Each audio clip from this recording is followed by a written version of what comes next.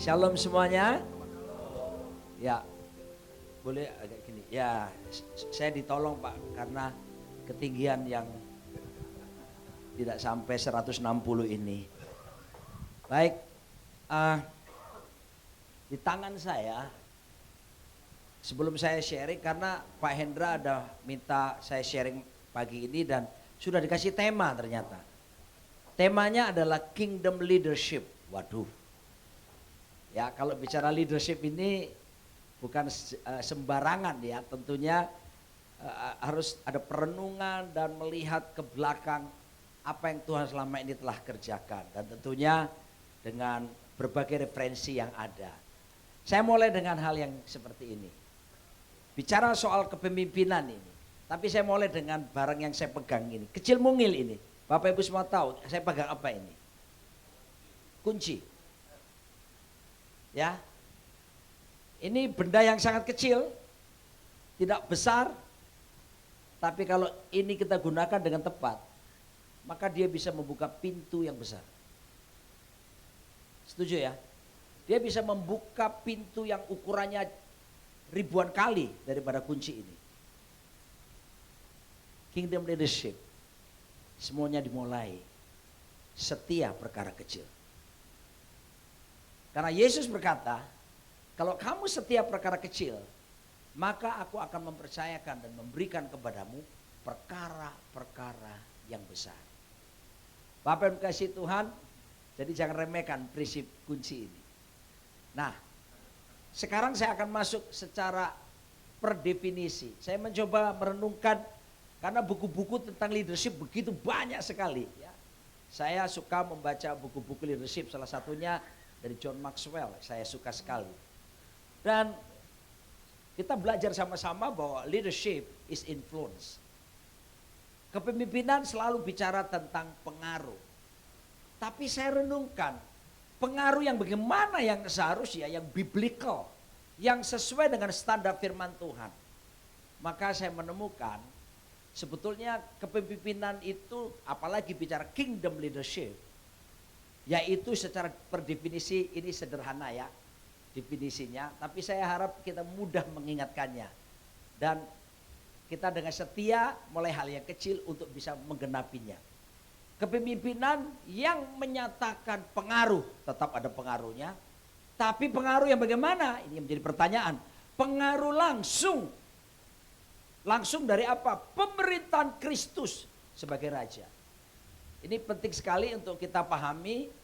Sebab ada, kalau kita nggak menyadari ada pemerintahan Kristus yang langsung dalam segala aspek kehidupan, maka perhatikan, akan ada muncul pemimpin yang hidup di dua alam. Ketika dia dalam aspek rohani seperti ini, dia bersikap rohani.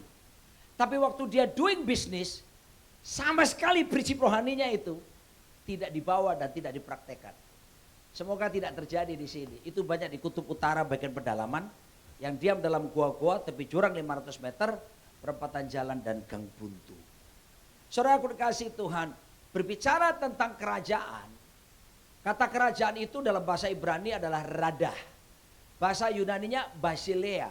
Itu ada dua arti penting di situ, ada unsur penting. Yang pertama, kata kingdom kerajaan selalu berbicara government, pemerintahan. Yang kedua selalu bicara governance, tata kelola.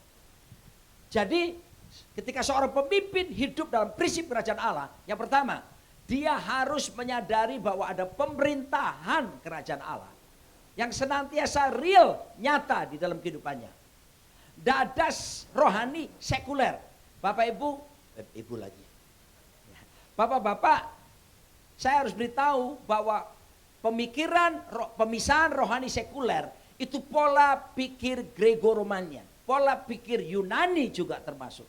Mereka memisahkan antara yang rohani dengan yang jasmani. Rohani dengan sekuler. Tapi pola pikir Ibrani yang menjadi dasar kebenaran Alkitab ditulis tidak pernah memisahkan rohani dengan sekuler. Jadi sebagaimana kita di dalam full gospel sebagai seorang pemimpin Kristen yang bertindak, memuji Tuhan, menyembah Tuhan, bersaksi dan semuanya menyampaikan firman. Sikap yang sama waktu kita hadir sini berpikir secara rohani Hal yang sama seharusnya terjadi pada waktu kita di dunia marketplace kita. Jadi kita gak hidup seperti amfibi di dua alam. Aslinya kita di sini seperti ini, demikian kita berbisnis seperti ini. Saya satu kali bepergian ke Amerika bersama dengan 2 orang pengusaha bersama-sama. Dan 2 orang pengusaha ini, pengusaha besar, dia bergerak di bidang pertambangan, nikel, sudah punya smelter dan sebagainya. Lalu dia bilang sama saya begini, Pak Roni, apakah mungkin seperti kami pengusaha bisa hidup melakukan prinsip firman Tuhan sepenuhnya? Mereka berkata, mana mungkin kita pengusaha bisa melakukannya. Come on man.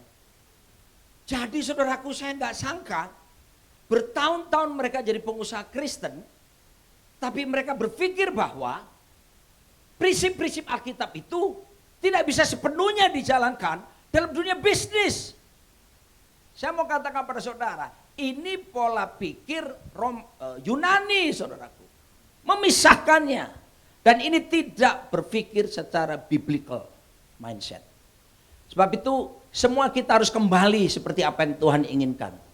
Bahwa kepemimpinan yang menyatakan pengaruh bukan cuma secara dunia rohani seperti ini. Tapi waktu kita saudaraku di dunia marketplace kita.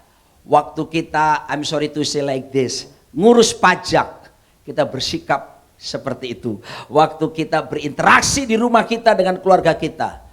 Waktu kita berinteraksi dengan karyawan kita, seharusnya kita bersikap hal yang sama seperti kita kebaktian dalam FGB, MMI, suasana rohani seperti ini.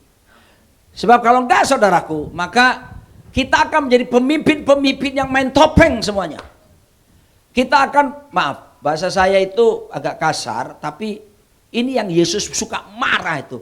Tahukah saudaraku, Yesus itu marah sekali ketika bait Allah itu dijadikan tempat bisnis. Ya, seharusnya untuk tempat peribadahan. Tapi dia marah sekali berikutnya ketemu ahli Taurat orang Farisi. Mereka ngerti firman, tapi mereka justru membelokkan firman itu dan tidak konsekuen melakukannya. Sehingga Tuhan bilang apa? Celaka kamu. Nah, makanya mesti buka saudaraku. Kita ini harus berani membuka semua topeng-topeng yang ada dalam hidup setiap kita. Ada lagu rohani yang bagus sekali. Lagunya itu berkata begini. Buka dulu topengmu, buka dulu topengmu, biar ku lihat wajahmu, biar ku lihat wajahmu. Kalau firman Tuhan tidak bisa pure dilakukan dalam dunia bisnis, kita nggak usah jadi orang percaya, saudara. Kita akan jadi sama seperti yang ada di luar sana. So that's why very important. Mengakui pemerintahan Kristus itu ada di mana-mana. Baik, begini. Saya sekarang bicara pakai mic, tidak perlu pakai kabel. Ya kan? Kira-kira Pak Alex waktu baru bertobat, tahun berapa Pak Alex? Pak Alex Kandau? 45 tahun yang lalu. Wireless belum diketemukan teknologinya. Semua dengan menggunakan kabel. Betul ya Pak ya? Bapak pernah nggak kalau seandainya Bapak melihat hari itu seperti ini, kira-kira apa yang terjadi? Shock. Kok bisa ya? Semua pakai kabel, kok tinggal satu nggak pakai kabel? Oke, sekarang saya punya nomor bapak-bapak sekalian di sini. Ketika saya hubungi bapak-bapak ada di Amerika, Australia sekalipun, pasti terhubung kan? Karena ada apa? Internet. Dengan kata lain begini loh, sesuatu yang di udara ini ada gelombang-gelombang yang kita tidak bisa lihat dengan mata kita. Setuju ya? Menurut teori fisika kuantum, manusia itu juga merupakan gelombang, tapi yang bisa kita lihat dengan mata kita, sehingga frekuensinya menyatu dengan kita. Tetapi ada hal-hal yang tidak kita bisa lihat karena frekuensinya, ya, termasuk gelombang radio. Kalau kita ada bawa radio di sini, kita pencet FM tertentu, maka gelombangnya kita tangkap, bisa berbunyi. Tapi kita nggak bisa dengar dengan telinga kita, bukan? Karena gelombangnya frekuensinya berbeda dengan telinga kita. Bapak-bapak, saya harus beritahu, kerajaan Allah itu real. Tidak kelihatan oleh mata kita, but the government of the kingdom of God is real. Makanya kita perlu menempatkan gelombang frekuensi hidup kita dengan gelombang kerajaan Allah itu. Supaya kita sadar bahwa in every situation, everywhere we go, pemerintahnya itu nyata dalam hidup setiap kita. So, kalau kita tidak punya dasar pemikiran seperti ini, maka kita cuma berpikir bahwa Kristus, pemerintahnya hanya berlaku dalam dunia rohani. Padahal seharusnya Jesus Christ is the Lord of marketplace also. Dia adalah penguasa dalam dunia perniagaan. Haleluya. Bisa memahami ilustrasi tadi ya? Tak kelihatan. Tapi dia real gelombangnya. Mari kita bawa gelombang hidup kita dalam gelombang sistem yang baru. Pemerintahan kerajaan. Sebab begini. Pada waktu Lucifer jatuh dalam dosa. Lucifer itu dibuang dan diberi kuasa oleh Tuhan menguasai namanya kosmos. Kosmos. Ya, itulah yang disebut kalau bahasa Alkitab ada dua, bicara bumi, earth, tapi ada dunia. Kata dunia itu dipakai bahasa Yunaninya kosmos. Kosmos adalah sistem pemerintahan. Sistem yang ada ini. Saya harus beritahu, udara ini dengan segala sistemnya yang disebut dunia tadi telah dikuasai oleh iblis. It is written in the Bible. Betul. Disebut kerajaan angkasa atau berbagai istilah di dalam Alkitab. Jadi jelas kalau kita ada dalam sistem yang sama, we cannot find the kingdom of God. We cannot find Jesus Christ is the Lord of our King in our life. So that's why very important to us untuk menyelaraskan sekarang sebagai pemimpin-pemimpin. Anytime, any place, anywhere, any situation. Kita masukkan gelombang hidup kita ini kepada gelombang baru yang namanya sistem pemerintahan kerajaan Allah. Dan saya percaya, seyakin-yakinnya, ketika kita pegang kebenaran ini, maka bisnis saudara pasti akan dibela oleh Tuhan. Bisnis kita akan diberkati oleh Tuhan. Bisnis kita akan dipelihara oleh Tuhan. Karena dia Bapak yang baik. Kalau ada konglomerat di sini, maka kalau Anda punya anak, Anda sekolahkan pendidikan yang tinggi. Bahkan ada beberapa konglomerat, anaknya setelah lulus kuliah disuruh kerja ke perusahaan orang lain. Ya untuk beberapa tahun saja. Tujuannya apa? Melatih anak-anak itu tersebut. Melatih untuk apa? Bukan sekedar melatih untuk handle bisnis. Dilatih mereka supaya menjadi ahli waris yang bisa memegang warisan daripada konglomerat tersebut. Bapak Ibu, Bapak-bapak sekalian, sejak kita bertobat terima Yesus, kita ini diangkat sebagai putra putrinya. Bahkan kita disebut ahli waris. Tapi Tuhan inginkan melatih kita dulu supaya betul-betul dapat dipercaya untuk menerima warisan kerajaan yang tak tergoncangkan. Kerajaan yang disebut kerajaan Allah itu. Latihannya gimana? Yes, proses kehidupan. Makanya kita ini anytime harus menyelaraskan.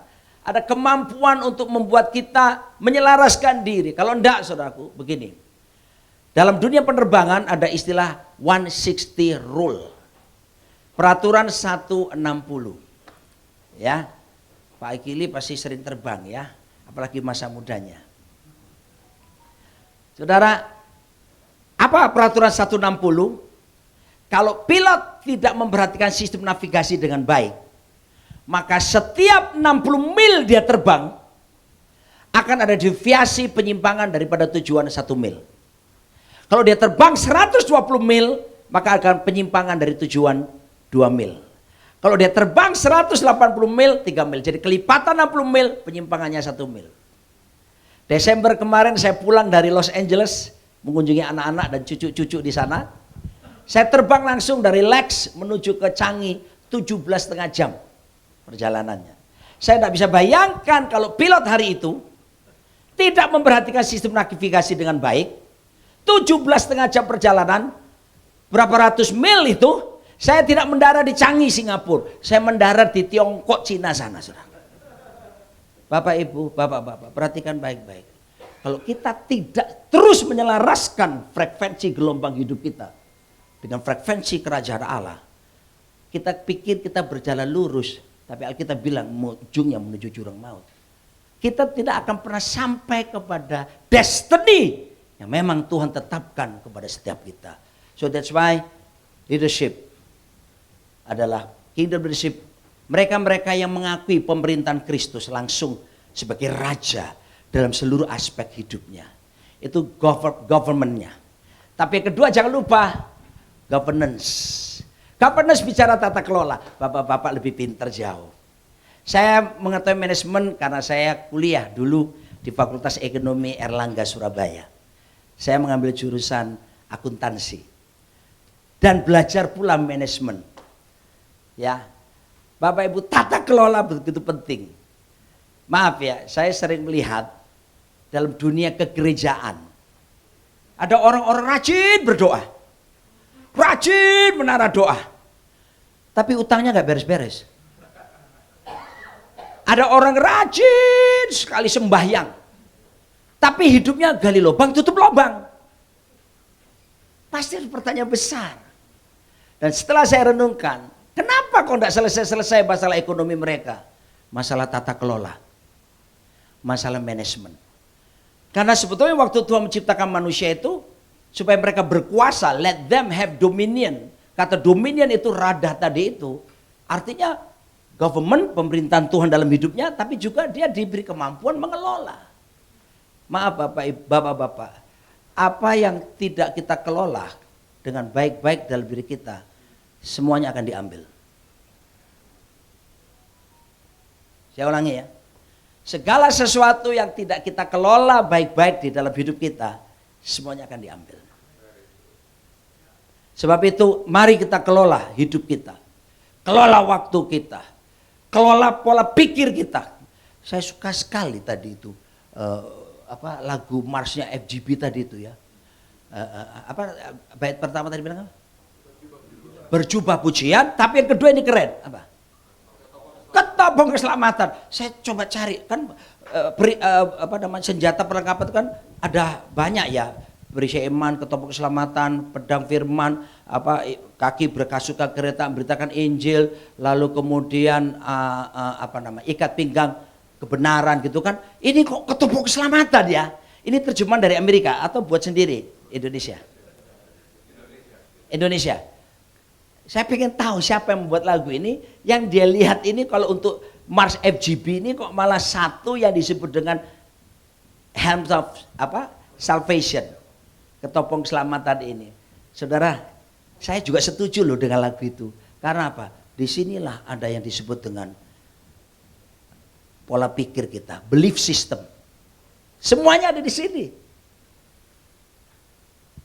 Begitu kita pola pikir kita tunduk kepada kepemimpinan Kristus dimanapun saudaraku. Itu yang disebut dengan pemimpin yang sejati di dalam kerajaan Allah. Saya pendeta Roni Daud Simeon, saya laki-laki normal.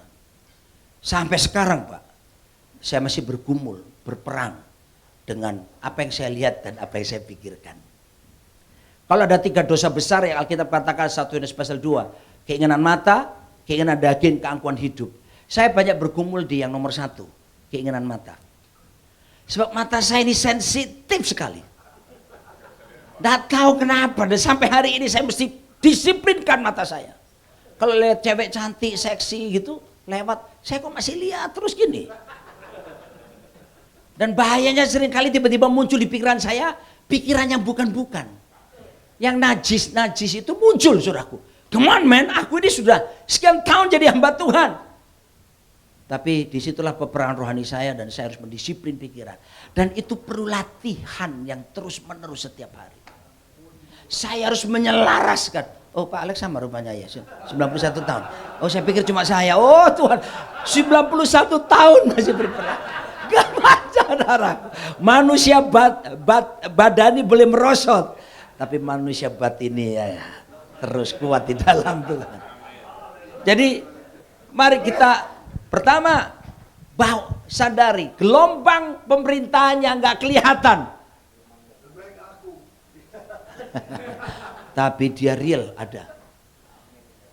Biarlah tubuh kita ini seperti perangkat radio yang bisa menangkap frekuensi FM maupun AM. Sehingga kita sadar kehadirannya ada di mana-mana. Waktu kita transaksi bisnis, waktu kita jual barang, waktu kita apapun sadar bahwa CCTV-nya dari kerajaan surga tetap terhubung. Dan gelombangnya tetap ada. Dan kita masuk dalam gelombangnya Tuhan. Tapi yang kedua, kita tingkatkan terus kemampuan mengelola. Mengelola pikiran tadi yang macam-macam. Mengelola mata kita tadi. Dan beberapa kita mungkin mengelola keangkuhan hidup. Sebab musuh Tuhan, saya renungkan di Alkitab. Musuh Tuhan itu bukan iblis. Iblis itu kalau lawan Tuhan seperti bayi yang baru lahir melawan Mike Tyson si leher beton itu. Nggak sebanding. Nggak bisa dia melawan Tuhan. Diusir kok dari kerajaan sorga. Iblis itu, I'm sorry to say like this, itu disediakan buat kita sebetulnya. Jadi apa? Sparring partner Pak. Yang ngerti tinju saudaraku. Justru kita mesti bersyukur saudaraku. Ada pergumulan, ada tekanan, ada tantangan. Itu membawa kita saudaraku untuk terus stay tune in the wave. Tetap ada dalam gelombang daripada kerajaan sorga yang terus ada di sekitar kita. Menyadarkan kita bahwa ada gelombang kerajaan surga yang tidak kelihatan. Sebab Alkitab berkata begini, Ibrani pasal 11 ayat ketiga. Semua yang kelihatan ini berasal dari yang tidak kelihatan. Jadi the invisible realm is more powerful than visible realm. Alam yang tidak nyata lebih berkuasa daripada alam yang nyata yang kita hidupi sekarang. Dan kerajaan Allah itu ada dua unsur. Already and but not yet. Already but not yet. Ya, alam nyata. Yesus bilang kalau iblis diusir daripada kamu, kerajaan Allah ada di tengah-tengah kamu. Kerajaan Allah ada di dalam kamu. Tapi juga sekarang pemerintahan kerajaan Allah hanya dalam spektrum atau dimensi rohani. Kita masih dalam skala rohani. Ya kan? One day, percayalah saya, Alkitab berkata dalam Wahyu 19, maka akan ada disebut kerajaan, Wahyu 20, kerajaan 1000 tahun damai. Di mana Pak? Alkitab bilang di bumi. Gimana caranya? Nanti. Itu rahasia Tuhan. Tapi yang jelas saudaraku, kerajaan Allah ini adalah kerajaan tidak tergoncangkan dan tetap ada sampai hari ini. So, mari kita hidup di dalamnya. Saya tutup dengan pengertian berikut ini. Ditandai dengan apa kepemimpinan kerajaan ini? Ditandai dengan, bukan, tetap yang pertama. Definisi pertama. Ditandai dengan memanifestasikan keluar. Jadi prinsipnya seorang pemimpin berkerajaan adalah bukan lagi outside in. Dulu sebelum dalam Yesus prinsipnya outside in. Tapi waktu kita bertobat, tadi Pak Tobat bersaksi di Tomang inilah ketemu Tuhan. Kita kan satu kali kita pernah, zaman saya dulu waktu tobat tuh lagu ini yang ngetop. Into my heart, into my heart, Lord Jesus, Lord Jesus, datang sekarang, datang tinggal dalam hatiku ya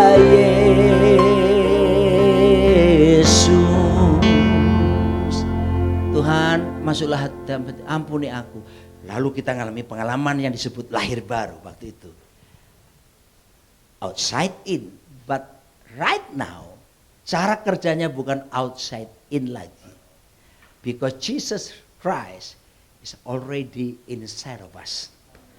Jesus Christ is the Lord of Lords and also the King of Kings is already inside of us. Also, His kingdom is already inside of us. Di mana ada raja, di situ ada kerajaannya. Kalau raja bertinggal dalam diri kita yang sudah kita undang, maka kerajaan Allah ada di dalam diri kita. Sekarang cara kerjanya bukan outside in, tapi inside out. 주 예수 채널이 saya wasitli. Haya. Sekarang tugasnya kita keluarkan semua unsur kerajaan itu. Apa saja? 1 Korintus 4 ayat 20 berkata, sebab kerajaan Allah bukan terdiri dari perkataan, tapi power, kuasa. Roma 14 ayat 17, sebab kerajaan Allah bukan soal makanan, minuman, tapi kebenaran, damai sejahtera, dan sukacita oleh Roh Kudus. Berarti kingdom leadership adalah kepemimpinan yang menyatakan langsung pengaruh Kristus dalam pemerintahannya dan juga dalam pengelolaan yang nyata dalam hidup kita dan ditandai dengan menyatakan keluar sekarang lewat hidup kita. 1 kuasanya, 2 kebenarannya, 3 damai sejahtera, dan 4 sukacita oleh Roh Kudus melalui hidup kita bagi kepentingan banyak orang. Jadi sekarang orientasinya bukan inward looking, tapi kita mesti outward sana. Bagaimana kita seperti Pak Adrian tadi katakan, how become blessing to others. How kita bisa jangkau jiwa lewat hidup kita karena inside out. Katakan bersama saya, inside out. Haleluya. Nah, sudah. Saya senang tadi berkenalan dengan Bapak Roni. Namanya Roni. Ya, terus saya tanya sama beliau, Bapak tahu nama artinya Roni? Belum tahu. Aduh Pak, tapi puji Tuhan tadi pagi sudah tahu ya Pak. Dalam bahasa Ibrani kata Roni itu artinya sukacita. Dan itu unsur kerajaan Allah. Haleluya. Tadi Pak Thomas maupun Pak Jenderal kita di depan mengekspresikan bahwa di full gospel itu bisa bersukacita. Itu unsur kerajaan. Bapak-bapak, sebetulnya kita bisa stres, tapi nggak usah lama-lama lah. Kenapa? Sumber sukacita sudah di sini. Loh, begini. Itu tergantung pilihan kita sekarang. Mau menghidupinya, mau menyatakan atau tidak. Itu it's all depend on our choice or our decision. Saya kasih contoh. Saya ini karena sama pengusaha ya. Saya pegang misalnya di tangan kanan saya ini coklat nomor 1 dari Belgia. Belgia coklatnya nomor 1 ya. Oke. Lalu di tangan kiri saya ini misalnya kita jadi anak-anak sekolah minggu semua ya. Anak-anak sekolah minggu ya, boleh ya. Ingat cucu-cucu semua. Kunci G, Pak. G, golf.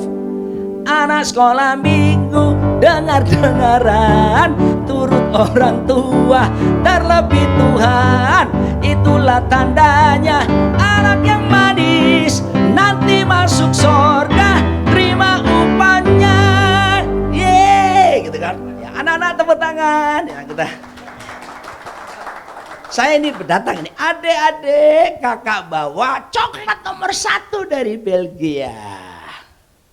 Ya, dan di tangan kiri kakak ini adalah berlian segede ini. Kita pikir pola pikir anak-anak lagi. Pilih yang mana? Coklat lah. Kalau ada di antara kita masih anak-anak pilih berlian, kita sudah dari kecil mata duitan. Betul ya? Pasti kita berteriak coklat. Dalam dunia anak-anak yang bernilai adalah coklat dibanding berlian. Oke, sekarang saya datang kepada Bapak Ibu FGB MFI Tomang Chapter. Bapak Ibu, Bapak-bapak, saya baru pulang dari Belgia. Saya senang bisa bawa oleh-oleh kepada Bapak-bapak. coklat sebesar ini dan sertifikat tanah 10 hektar di Sudirman, Jakarta. Bapak-bapak pilih yang mana? Pak, kalau kita pilih dua-dua tamak. Kan disuruh pilih salah satu. Oh ya? Kita pasti akan pilih sertifikat tanah 10 hektar. Bapak Ibu, Bapak-bapak, dari tadi Ibu terus sudah kangen sama istri saya ini. Sama. Sukacita is already inside of you. Kita yang mesti memilih untuk menghidupinya. Damai sejahtera sudah ada, kuasa sudah ada. Loh, jangan dipikir kita tidak ada kuasa. Efesus 3:20 berkata, bagi dia yang dapat melakukan jauh lebih banyak dari apa yang bisa doakan maupun pikirkan, seperti dari kuasa yang ternyata ada di dalam kita. Sudah di sini. Makanya ini saatnya kita memanifestasikan keluar. Ya, kalau makanan terus-terusan masuk nggak dikeluarkan ya bahaya. Tapi untung kerajaan Allah bukan soal makanan minuman. Jadi sekarang yang namanya kuasa, namanya kebenaran, namanya damai sejahtera, namanya sukacita itu. Kemana kita ke pabrik kita bawa ke situ. Karyawan lihat kita, hai, ada bisa saya bantu? Aneh kan ya? Masa pemimpin bertanya seperti itu? Kita lihat slide selanjutnya. Saya janji saya nggak akan selesai. Saya tidak akan lewat dari 30 menit. Next. Ini ya, ini. Siapa yang harus kita teladani? Cuma satulah. Chủ Yesus. Yesus ti. Chủ sesuai Yesus ti. Tidak ada bandingannya dia. Soal leadership, sudah jangan contoh siapapun di dunia ini. Yesus teladan utama. Kalau bicara teladan utama ya. Soal karakter, saya melihat di Jakarta ini bermunculan sekolah-sekolah, which is good, ya, dunia pendidikan maju.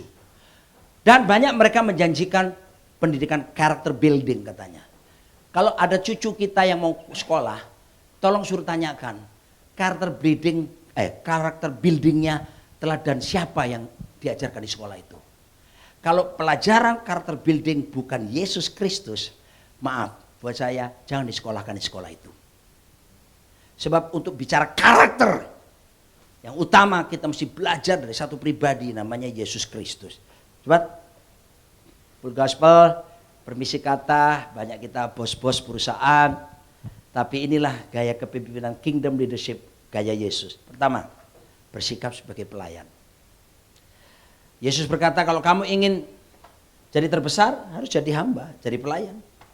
Kamu mau jadi terkemuka, ya jadi hamba.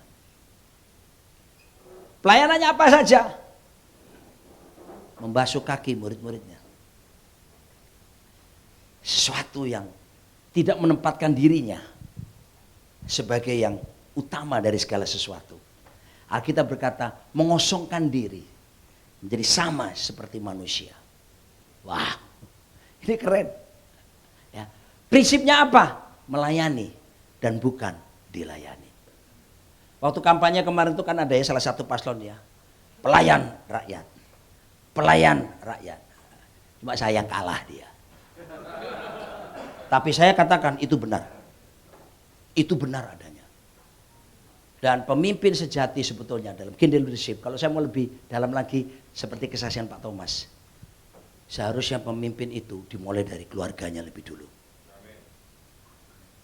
Ketika Anda mampu memimpin keluarga dengan baik, Tuhan akan bawa kita mampu memimpin hal yang lebih besar. Tapi dalam dunia perpolitikan hal itu nggak dipakai. Setuju nggak, saudara? Nggak dipakai itu, karena politik bicara lain. Politik itu, ya kawan bisa jadi lawan, lawan bisa jadi kawan. Politik itu kepentingan sesaat. Makanya sulit kita pakai standar kingdom ini kepada dunia perpolitikan bagi mereka yang tidak mau tunduk kepada keputusan kerajaan. Wah, sensitif ini ya. Gitu loh, jangan merasa sensitif kalau saya singgung politik, karena kata gereja, eklesia itu bukan dari bahasa teologi atau bahasa agama. Teologi, kata eklesia, kata gereja Yesus sebutkan Matius 16 ayat 17-18 itu berasal dari bahasa politik saat itu. Eklesia itu artinya dewan kota, dewan perwakilan. Tuhan mau gereja full gospel seperti dewannya Tuhan itu, yang memutuskan perkara-perkara penting buat bangsa, buat suatu kota. Ya, jadi tapi saya tidak berurusan dengan paslon yang sudah lewat, kan sudah selesai ini ya. Yang penting gini, buat kami begini Bapak Ibu, Bapak-bapak, siapapun presidennya, rajanya tetap satu, Yesus Kristus duduk di takhta. He's still in control, itu aja. Tapi buat saya adalah yang berikutnya, sebagai Bapa rohani, kepemimpinan yang dianut adalah gayanya father and son relationship. Not, I'm sorry to say lagi, bukan bos dan bawahan. Ini beda saudara. I am of the father. Kalau Anda seorang pemimpin perusahaan, tempatkanlah dirimu sebagai bapak bagi mereka semuanya. Itu baru kingdom leadership. Menempatkan diri saudaraku, namanya bapak. Harus terhubung dengan anak-anaknya. Bapak rohani saya itu Pak Timotius Arifin. Ya. Beberapa bulan lalu pernah sharing di sini. Beliau pernah jadi presiden chapter di Jawa Timur, Surabaya. Saya belajar dari beliau adalah tentang father and son relationship ini. Saya berpuluh tahun bersama beliau. Dan saya tidak pernah melihat beliau menolak kalau ada orang minta nomor teleponnya. Sebenarnya bahaya ya. Bahaya loh. Tapi beliau kasih. Tentu dengan berbagai banyak pengalaman yang ada. Dan saya telah belajar lewat hamba Tuhan ini. Kalau dengan konglomerat, dia bisa ada di situ. Tapi dia bisa bersama dengan mereka-mereka yang ada di bawah. Dan ngobrol begitu bebas. Satu kali kami pelayanan sama-sama ke Bangka Belitung. Dan di sana jam 9 malam restoran-restoran pada tutup udah. Kita selesai KKR jam 10 malam. Keluarlah kita, pada tutup restoran-restoran. Lalu panitia bingung, bagaimana Pak Roni? Ini makan di mana nih pada tutup? Cari yang pinggir jalan yang masih buka. Masa Pak? Masa Pak? Sudahlah. Dan betul, ada orang jualan mie pinggir jalan yang apa namanya itu, Kentucky itu loh model, kentara kaki. Yang kelihatan kakinya di balik tenda, di balik kain putih itu. Dan berhenti di situ. Lalu makanlah kami di situ sama-sama. Pengurus-pengurus gereja yang ada di sana. Pak, enggak apa-apa ya Pak Arifin makan di sini. Pak Arifin malah ngakak. Hai sama istrinya. Makan pinggir jalan yang kentara kaki seperti itu. Saya belajar sesuatu saudara. Kalaupun Yesus datang hari ini, dia juga bisa makan bersama mereka yang ada di sana, di luar. Tapi juga bisa makan bersama mereka yang ada di istana sana. Tempatkan diri kita seperti Kristus. Lalu kemudian yang terakhir, seorang kingdom leaders adalah seorang yang, wow, saya suka ini, memberdayakan generasi yang selanjutnya.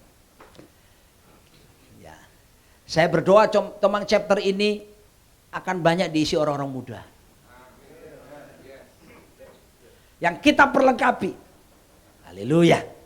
Ya, kalau masih mau mungkin kapan next time saya misalnya kalau diundang lagi, saya akan ketemu wajah-wajah baru.